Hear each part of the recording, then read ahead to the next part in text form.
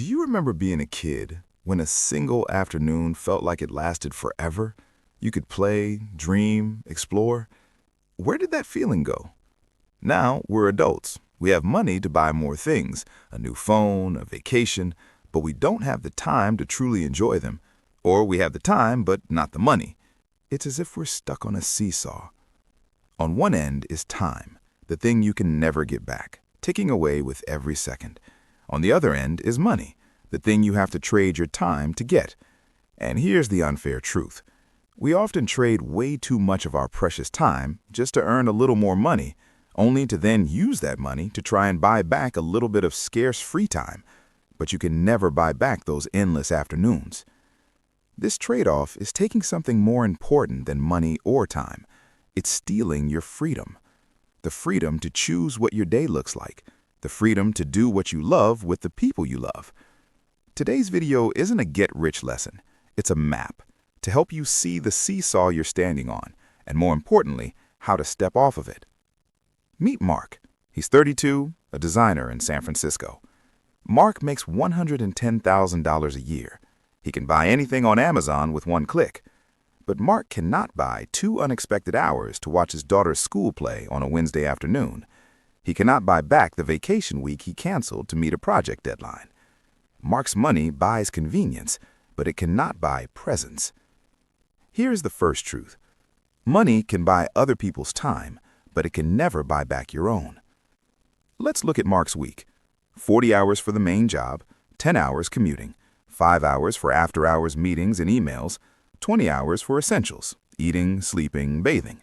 That's 75 hours gone. A week only has 168 hours. That leaves Mark with 93 hours. Sounds like a lot, right? But here's what happens. 20 hours for chores, shopping, bills, tidying up. 15 hours for errands and family obligations. 10 hours worrying about work and money while trying to relax. And suddenly, those 93 hours shrink to just 48, less than 7 hours per day.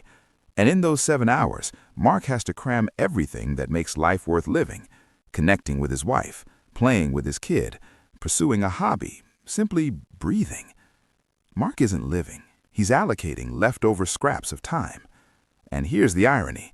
When Mark feels drained, what does he do? He spends. An expensive takeout dinner to save cooking time, a new smart device to automate something, an expensive trip to try and recharge in one short week. Every time his solution is money. And to get more money, he needs to work more, which means less time. It's a downward spiral. And it has a name, the time debt. Just like financial debt, you pay interest. When you borrow time from your health, your relationships, you pay it back with burnout, loneliness, and missed opportunities. But unlike money debt, you can never pay off time debt. You can't borrow more from the future. Your time account is always decreasing. So why do we accept this deal? Because the system is designed to make it seem reasonable. You get paid by the hour. Your reward is a pension in 40 years. You buy a house with a 30-year mortgage. Everything is priced in your time. And when everything is priced, you start to believe your time is just a currency to spend. But ask anyone near the end of their life if they want more money in the bank or one more beautiful afternoon with someone they love. The answer is always the same. So how do you stop paying the time debt? How do you step off the seesaw? It starts with a change in the question you ask. Instead of asking, how much money does this cost? You start asking, how much of my life does this cost? Let's apply it. That new $40,000 car. If you make $40 an hour after tax, that's 1,000 hours of your work life. 1,000 hours. That's 6 months of your life traded for a thing that loses value the moment you drive it off the lot. Is it worth it? Maybe. But now it's a conscious choice, not an automatic reaction. Step 2. You start shifting from hourly income to window income.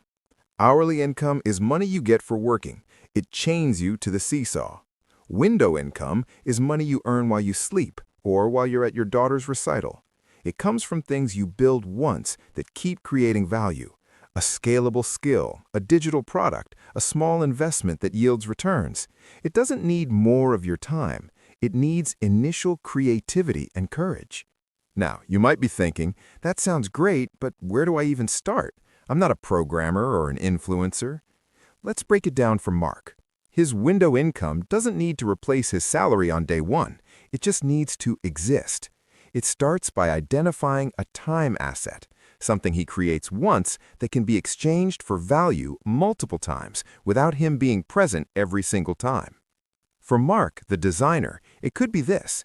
Instead of only doing custom client work, trading hours for dollars, he spends 20 hours over 2 weekends creating a design template pack, a set of sleek, professional presentation templates for startups. He prices it at $49. He puts it on a creative marketplace. That's it. He's now in the window income business. Month 1, maybe 10 sales. That's $490 he earned while sleeping or while in a meeting. It's not life-changing money, but it's a proof of concept for his mindset. He has built a tiny, automated employee that works for him 24/7. The next month, he creates a short video course teaching his unique design shortcut method. He prices it at $97. He already has an audience from the template sales. Now he has 2 window income streams. This is the critical shift. You are no longer just selling your time. You are selling your expertise, packaged. Your knowledge, your taste, your problem-solving skill, frozen into a product, a course, a template, an ebook, a membership community, or even a small investment fund that generates dividends. The goal of window income isn't instant millions. The goal is optionality. The first $500 a month from your windows means you can breathe easier. It means you can say no to a toxic client. It means you can take a Friday off without financial panic.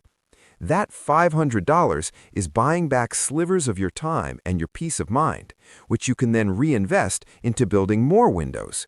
It's a virtuous cycle that starts with one simple, small packaged piece of your value. The third and most important step, you guard your time as ruthlessly as if you were guarding a billionaire's bank account. You say no, you delegate, you simplify.